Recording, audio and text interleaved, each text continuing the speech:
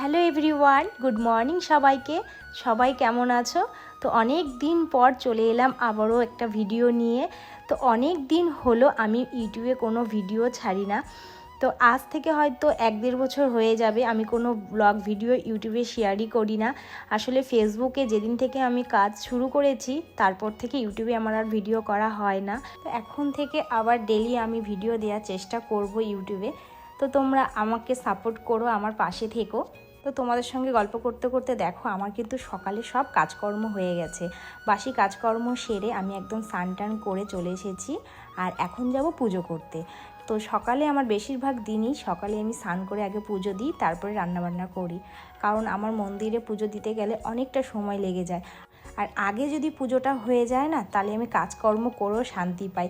যেদিন আমার পুজো দিতে দেরি হয়ে যায় সেদিন আমার কোনো কাজেই মন বসে না। সেই জন্য আমি প্রায়ই চেষ্টা করি সকাল সকাল পুজোটা দেওয়ার। যখন আমি ইউটিউবে ভিডিও করা শুরু করি তখন কিন্তু আমার ছেলে অনেক ছোট ছিল আর আমার কিন্তু অনেক কষ্ট হতো, তাও আমি ডেলি ভিডিও শেয়ার করতাম। আর এখন কিন্তু আমি ইচ্ছে করলে প্রতিদিন একটা করে ভিডিও শেয়ার করতে পারি। কিন্তু ওই যে একটা বলে না এনার্জি, দেখবে প্রথম প্রথম যে কাজটা তুমি করতে যে এনার্জিটা পাবে পরে কিন্তু সেই এনার্জিটা আর থাকে না। তো তাছাড়াও ফেসবুকে কাজ করা শুরু করে আমার ইউটিউবটা একদমই নষ্ট হয়ে গেছে। জানি না আমি আবার ঠিকঠাক করতে পারবো কি না, তবে চেষ্টা করব। আর তোমরা পাশে থেকো, তোমরা পাশে না থাকলে তো হবে না।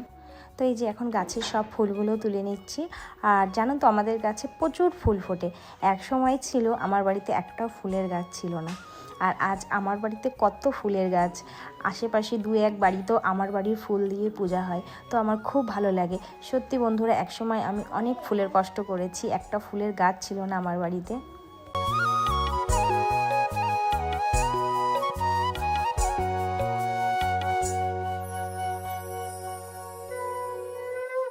পুজো সেরে চলে এসেছি রান্নাঘরে। তো এখন ভাত বসিয়ে দিয়ে এদিকে আমি কাটছি হচ্ছে কচুর লতি। তো লতি কচু এইসব খেতে তো খুব ভালো লাগে, কিন্তু ওই কাটলে ধুলে আমার এত হাত চুলকায়, আমি থাকতে পারি না। তো সবাই তো বলে যে হাতে সরষের তেল মেখে নিলে হাত চুলকায় না। তো আমি হাতে কিন্তু সরষের তেল মেখে নিয়েছি, তাও আমার চুলকায়। তো আজকে আবার দেখি লতিটা খুব ভালো ছিল, আমার হাত টাত কিছু চুলকায়নি। যাক আমি বেঁচে গিয়েছি। তো যাই হোক, তারপরে চলে এসেছি। দেখো এদিকে রান্না স্টার্ট করে দিয়েছি। ভাত তো হয়ে গেছে, তারপরে পটল ভাজা করলাম আর মাছের মাথা আর চিংড়ি মাছ এনেছিল। তো বর যেহেতু কাজে যাবে তো সেই জন্য তাড়াতাড়ি করে মাছের মাথার তরকারিটা আর পটল ভাজা করে দিয়েছিলাম। ওই খেয়ে আমার বর কাজে চলে গেছে। তারপরে এই যে লতিটা রান্না করে নিয়ে এখন আমরা খেতে বসেছি। সকালে এই সময়টা আমার মনে হয়